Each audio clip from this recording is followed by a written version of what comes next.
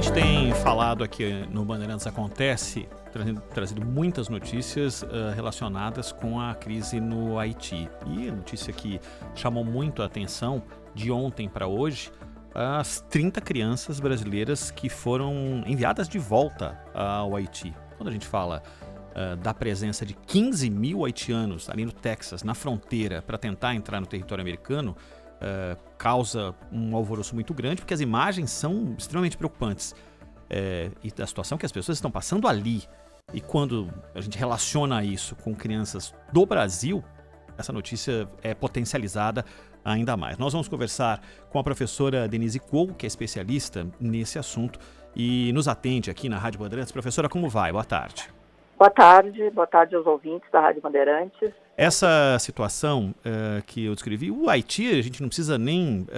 se for falar sobre os flagelos do Haiti ao longo dos últimos anos, nós passaríamos um programa inteiro só relacionando tudo que de ruim aconteceu, de causas naturais ou não. Mas essa situação vivida neste momento da crise migratória é uma das que mais pode preocupar na relação da reconstrução do Haiti, das pessoas simplesmente estarem promovendo esse êxodo na direção dos Estados Unidos? Olha, eu acho que a gente tem que analisar um pouco a história, né, do Haiti, como você disse, estaria um programa inteiro, mas pensar que em 2010 a gente teve cenas muito parecidas na fronteira, né, do Brasil, do norte do Brasil, com a chegada de haitianos após o terremoto, né, em 2010, na fronteira chegando, né, no Acre, depois se distribuiu pelo Brasil e todas as questões, né, que foram levantadas nesse momento. E eu acho que essa crise, né, humanitária que está chamando agora, que está acontecendo na fronteira do México com os Estados Unidos, em certo sentido tem a ver também com esse ciclo, né, esse fluxo migratório, né, dos haitianos. Está relacionado à história do Haiti, como você falou no início, em relação à política, à economia, às crises ambientais que o Haiti tem enfrentado, né, sistematicamente em função de relações coloniais, pós-coloniais, imperialistas, né, na geopolítica internacional. E eu acho que para entender essa crise, a gente tem que entender essa questão das redes migratórias, né, e do impacto também da pandemia, do Covid-19, nesses fluxos migratórios e as políticas migratórias, o reordenamento dessas políticas migratórias, que são, né, cíclicas e que agora na pandemia também mudaram, né? Então, acho que os Estados Unidos, essa expectativa de que Biden teria uma política mais progressista, e a gente vê que não, né? Assim como Obama não teve uma política progressista em relação aos imigrantes, são um dos governos que mais deportou imigrantes, e o próprio Chile, né? Quer dizer, o fluxo desses imigrantes vindo do Chile e do Brasil, em função da crise da pandemia, né? Quando já estavam estabelecidos nesses países, e o próprio Chile, né, mudando a sua lei migratória, que vem exigindo dos haitianos para que mantenham, né, a sua regularização no país, alguma documentação que é quase impossível de conseguir, como é, por exemplo, atestado de bons antecedentes criminais. Então, acho que é preciso ler isso, né, com essas mudanças das políticas migratórias, as redes, né, os Estados Unidos é um destino tradicional da diáspora haitiana, o Haiti tem 1/3 da sua população fora do Haiti, e os Estados Unidos, o Canadá e a França são destinos tradicionais. Quando esses destinos fecham as fronteiras, ocorre, né, deslocamento dessa diáspora, como ocorreu para a América do Sul em outras épocas, quando a gente tinha uma condição econômico-política melhor, e hoje está havendo um retorno, né, já sentindo uma migração cíclica aí, de retorno dos migrantes para os Estados Unidos, uma tentativa não de viver ilegalmente ou irregularmente, mas buscar trabalho, buscar oportunidade, uma situação melhor, né, de uma certa estabilidade que o seu país não lhe dá, né, embora muitos deles estejam sendo deportados. Então, acho que é importante pensar isso, e acho que tem mais um dado que seria importante, além desses que eu comentei, é pensar no racismo estrutural, né, o quanto as migrações também vivem, os migrantes vivem, né, as consequências do racismo estrutural, porque se a gente conversa com os pesquisadores ou lê os relatos dos migrantes, o quanto eles sofrem nesses destinos, inclusive do Brasil, que é um país negro, o racismo, né, junto com a xenofobia, a questão do racismo, né? Então, os haitianos, eu acho que são um grupo migratório que acabam sendo impactados, né, pelo racismo estrutural das nossas sociedades e acabam tendo mais dificuldades também nessas inserções e nas oportunidades, né, de trabalho.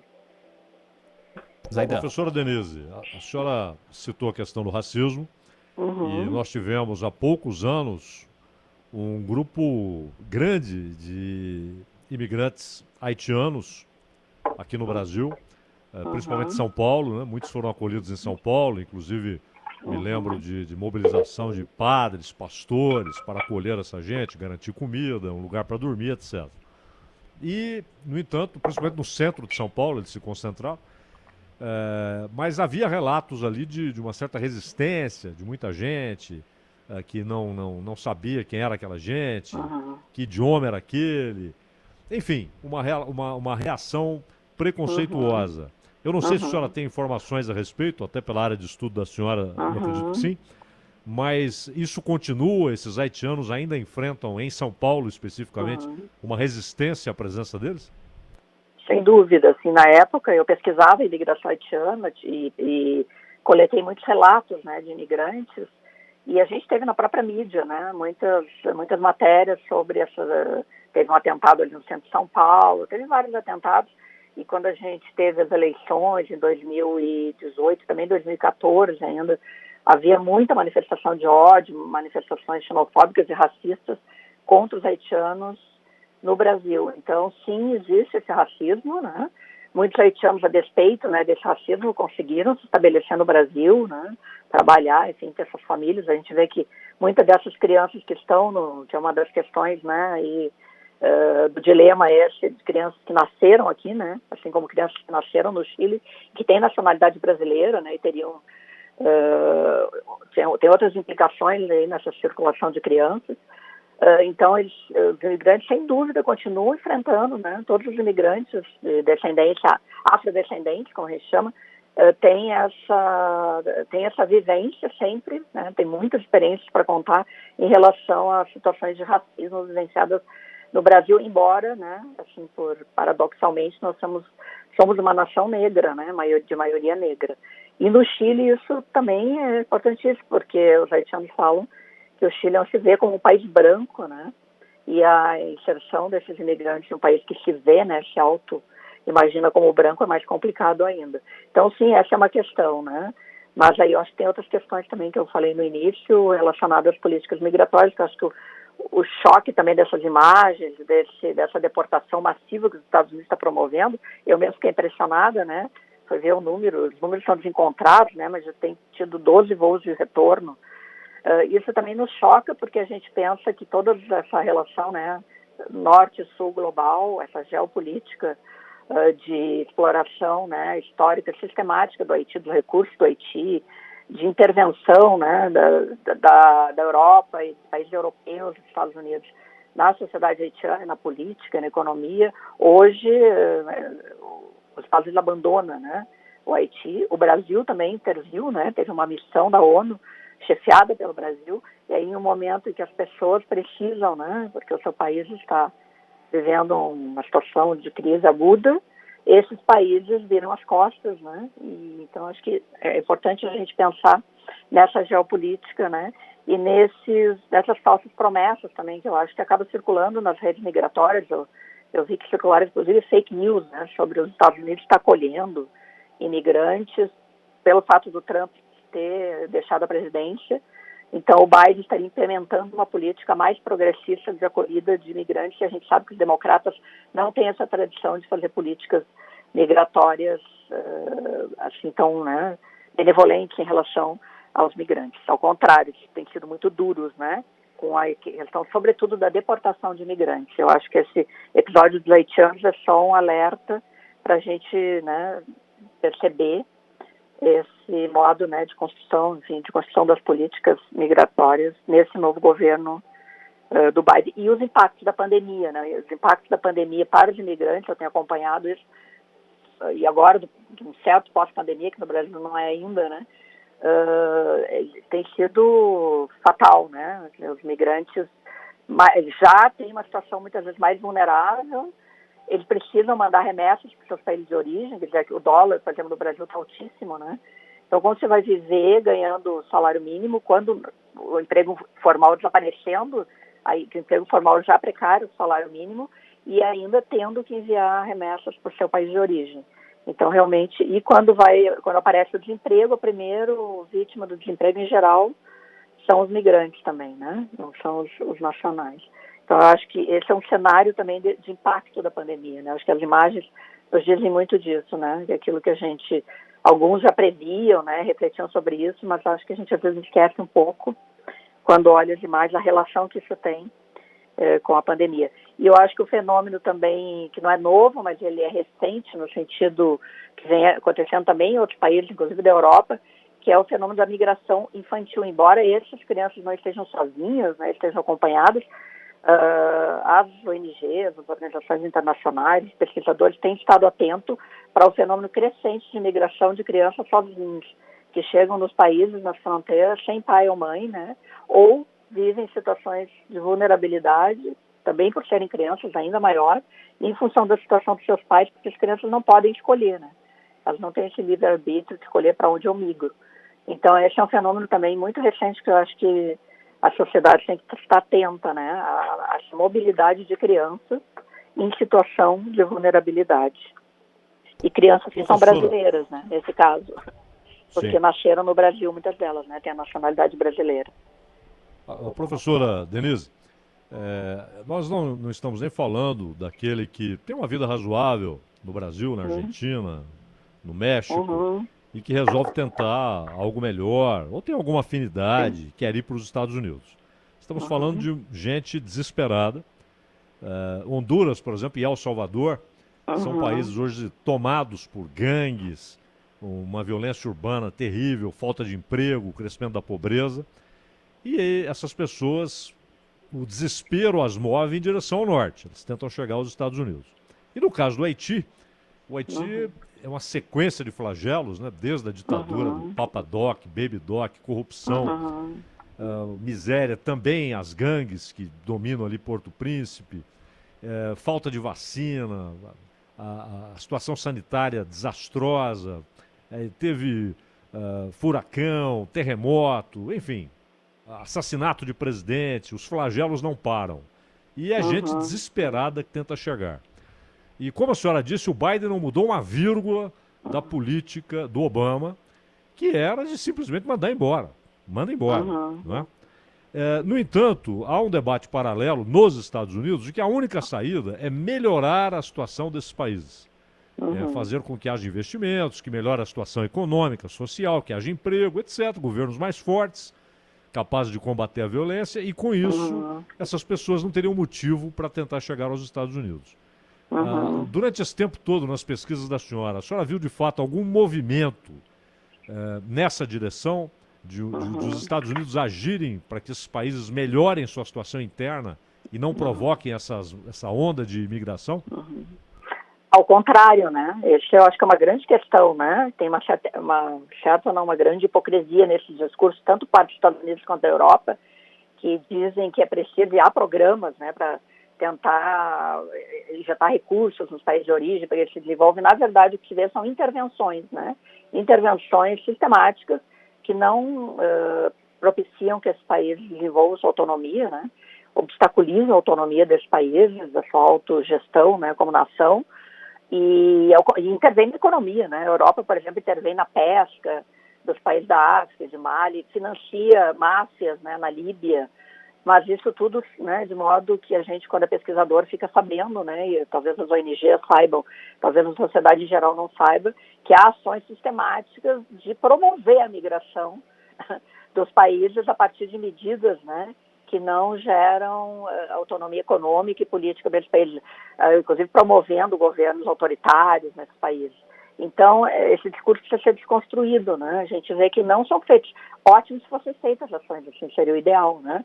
Mas, ao contrário, se faz e depois não quer receber o fluxo migratório que resulta dessas ações, né? Inclusive, tem muitos haitianos que sequer, às vezes, para chegar a uma fronteira é caro, né? Eu vi alguns haitianos relatando o quanto tiveram que juntar em dólares para sair do Chile, né? E poder chegar a essa fronteira, assim, quando muitos que vieram ao Brasil tiveram que pagar voos, né, até uma certa fronteira do Peru, enfim, Equador. Então, nem são pessoas pobres, às vezes são pessoas que tiveram até uma vida de classe média, e essa vida se vê destruída. A Síria foi a mesma coisa, né, seja por guerras, por medidas outras, né, políticas e econômicas, tomada pelos governos, né, dos países do norte, e que depois tentam, né, vender para a gente esse discurso de que eles estariam preocupados em gerir gerir bem, né, as políticas dos países de origem para que não haja imigração. Isso não convence a gente quando a gente vai ler, né, quais são outras políticas que esse país tem feito em relação, seja o Haiti, né, que os Estados Unidos foi um interventor histórico no Haiti, a Europa também foi, né, extrativista no Haiti, foi colonizadora dos recursos, etc., das pessoas, né, da escravidão, e o Haiti teve todo um custo, né, em relação a isso. Então, acho que foi muito boa essa pergunta para a gente pensar que, infelizmente, não tem sido assim, né? Não há essa promoção de boas políticas, né, de ajudas.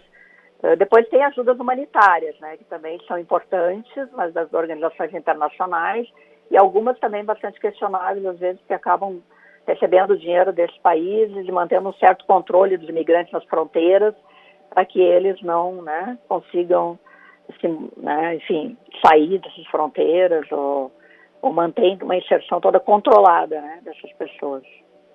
Professora, para encerrar de minha parte aqui, é uma pergunta. A gente está falando da imigração de haitianos, já falamos da Venezuela, o aumento de brasileiros querendo ir para o México. Hoje, numa época de pandemia, a senhora falou, contextualizou historicamente outros movimentos, mas hoje a busca é por uma vida melhor ou por um prato de comida?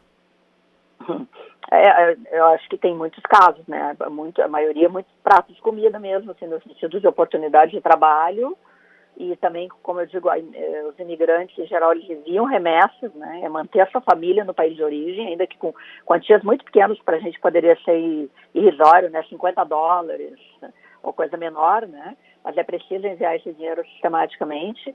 Então, é se manter e ter perspectiva. Você pode ver que muitos desses imigrantes são jovens, né? Os haitianos é uma imigração muito jovem. E eles querem também ter perspectivas de vida, né? Sonhos, desejos, como todos nós temos, e os nossos filhos querem ter, né? Crianças, né? Que também precisam estudar, precisam ter uma perspectiva. Então, eu acho que são as duas coisas, né? A sobrevivência imediata do trabalho, da comida, das condições de vida, de moradia, essa relação com o país de origem, essa responsabilidade em relação às suas famílias, muitas vezes, e uma perspectiva de vida, de melhoria de vida, né? Que você tem, porque você faz um grande investimento também, estar no outro país, aprender o idioma, conseguir aprender todo o funcionamento, né, das leis trabalhistas, das legislações, o funcionamento mesmo da sociedade, da cultura, enfrentar os racismos, a xenofobia, né, contra o estrangeiro. Então, você quer ter oportunidade, né? No momento que você não tem isso, você tem que migrar de novo, né? Fazer essas migrações circulares. O que o mundo tem que aprender é que essa migração só vai aumentar, né? Se a gente não melhorar as condições de vida e as políticas migratórias também não olharem para esses migrantes como não só no momento da chegada, né, nessa acolhida e tal, da visto, que é importante, mas também pensar como ter políticas que mantenham essa inserção, né, a empregabilidade, etc., as condições dessas pessoas. Essas migrações vão ser sempre cíclicas, né? A gente teve isso nas guerras, né, nas grandes guerras, e agora a gente está tendo uma pandemia novamente, que não deixou de ser uma guerra, né, uma guerra sanitária, em que os mais vulneráveis estão sofrendo mais dessas consequências, né? Denise Kogo, professora, pesquisadora, começamos falando sobre a crise humanitária no Haiti, ampliando o assunto, sempre bom ouvi-la. Professora, um grande abraço, muitíssimo obrigado pela atenção aí com a Rádio Bandeirantes. Muito obrigada a vocês, boa tarde. Boa tarde. Agora 4h33 e meio.